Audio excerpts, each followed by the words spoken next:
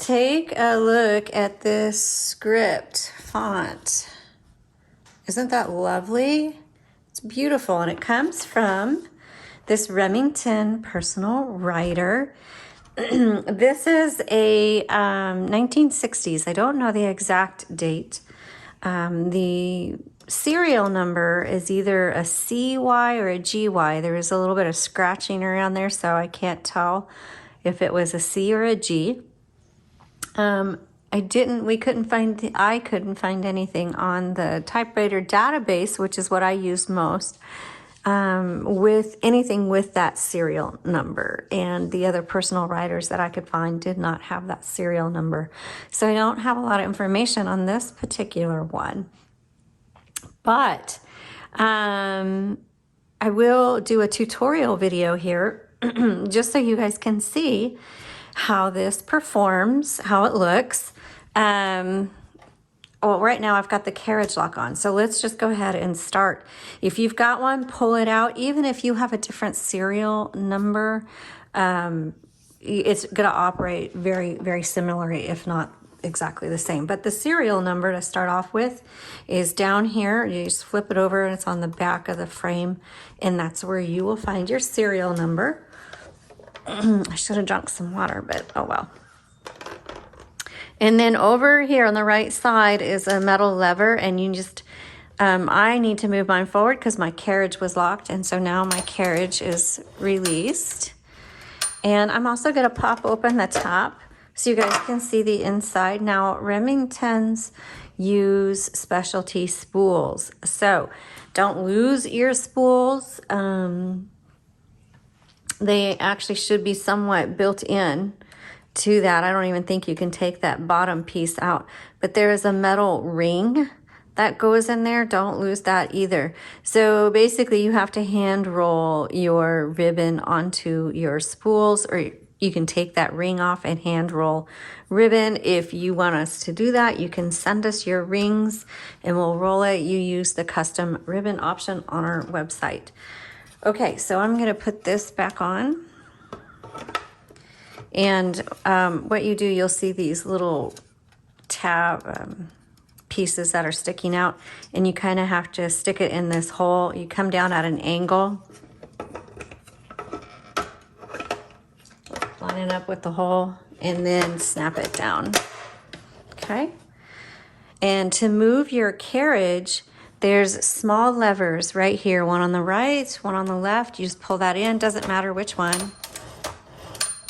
And you can hear your bell. The bell will ding when you get just before your margin. And to set your margin, you just press and drag if you want wider or narrower.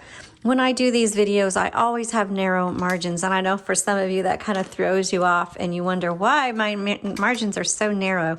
And it's just because I usually use smaller paper, and when I'm typing, I want to show people the margin release. So I keep the margins narrow, just so I don't have to type a whole huge line before the bell goes off.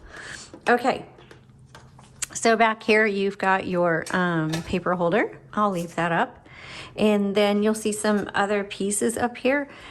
So this is the paper bale. We're gonna hold your paper down. So let's go ahead and load paper. You just set it right here. Turn the handle, that'll pull it through. Make sure it goes underneath that metal piece.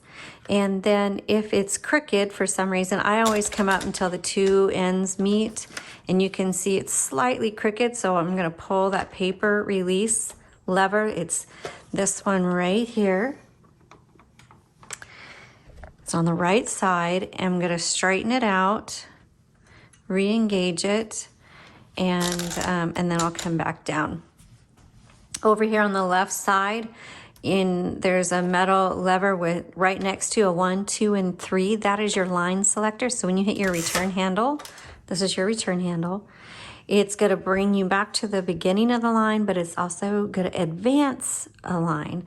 And so right now I have it on single. I can do double or triple. And that's really nice. Like if you're typing a first draft of something, the double and the triple is really great for you to add notes in. for editing and stuff like that. Okay, so, and then this is probably, yes.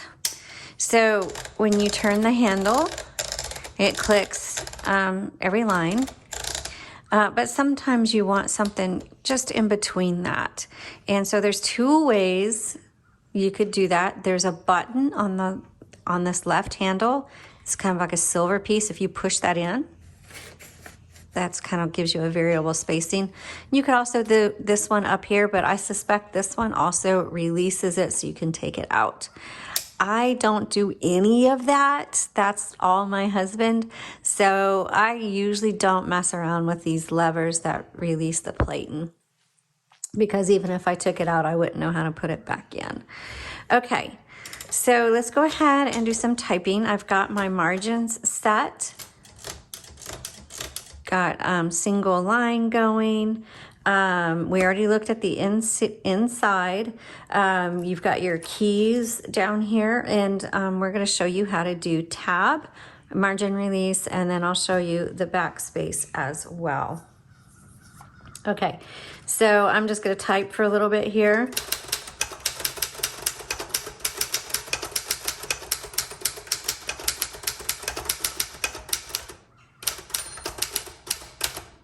This one is script. Isn't that beautiful? Well, that's right, I showed you when we first started. I mean, that's just so pretty. I do not own a script typewriter, and I would love to have one. And this one's a great one. I love how small the keys are. They're small and square, and so they feel totally different than a lot of the other typewriters, and I really like that, but I'm totally into the feel of typewriters. Okay, so tabs. Here's the tab, and you can see it set right there. And to clear it, you press up, so it clears. And then to set, you just kind of go where you want. Let's put it there. And then you press down. And what I'm showing you here is, you see that little round lever there? It has a C on the top and then S on the bottom, and so you just press up or press down. And so there, our tab is set. Now, when you get to your margin, okay, so now the bell went off, and really you should hit the return handle, but I'm going to keep going. So now it's stopped on me. So this double arrow, it's going both ways, that's margin release. And I can keep going. So the margin release works really well on this. And then this is a backspace. It has like a curly arrow, and you just backspace like that. Backspace does not erase. You just backspace, and if you've made a mistake, you can X through it. Or do a dash through it, whatever you prefer, and then just keep going. There are whiteout and things out there in the market if you want to look for them, but part of typewriting is you will make mistakes. If the more you type, the better you get, but you still make mistakes, and that's okay. And so I just tell everybody, embrace your mistakes and keep going. I think it's a great life lesson, and one of the things I love about typewriters. All right, thanks so much for watching. You all have a good day and happy typing.